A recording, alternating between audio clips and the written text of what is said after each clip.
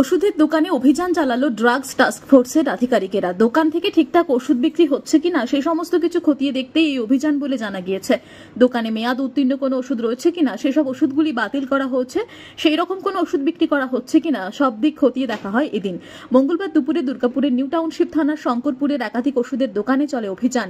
Drug task ফোর্সের inspector Suman Goswami জানান, এটা তাদের রুটিন অভিযান। তবে এদিনের অভিযানে সেখানে সেরকম কিছু পাওয়া যায়নি।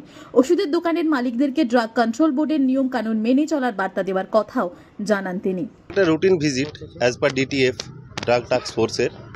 তো আমরা সব দোকানগুলোতে চেক করছি যে কোনো স্পুরিয়াস মেডিসিন আছে কিনা, কোনো ফেক অ্যান্টিবায়োটিক ইউজ হচ্ছে কিনা, এক্সপায়ার্ড মেডিসিন তারা কিভাবে রেখেছে, এগুলো জাস্ট চেক করার জন্য এটা আমাদের ড্রাগ কন্ট্রোল এবং আরও অ্যালায়েড ডিপার্টমেন্টের একটা নর্মাল ইন্সপেকশন। না, সেরকম মেজর কিছু পাইনি, যেগুলো আছে সেগুলো জাস্ট নর্মাল। এখনো পর্যন্ত দুটো দোকান হয়েছে। কোন কোন এলাকায়? আমরা পুরো দুর্গাপুরে চেষ্টা করছি যতটা কাভার আপ করা যায়। হ্যাঁ, চালু হয়েছে প্রসেস। দুর্গাপুর থেকে সনাতন গড়াইয়ের রিপোর্ট, টিভি নিউজ 10। সুলভ সঠিক চিকিৎসার একমাত্র প্রতিষ্ঠান বিবেকানন্দ হসপিটাল।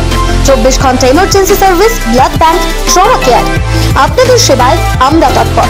গুণমান ও পরিষেবায় দুর্গাপুর বিধাননগরের ডক্টর জাকির হোসেন এভিনিউর বিবেকানন্দ হসপিটাল শিল্পাঞ্চলের মানুষের মন জয় করেছে।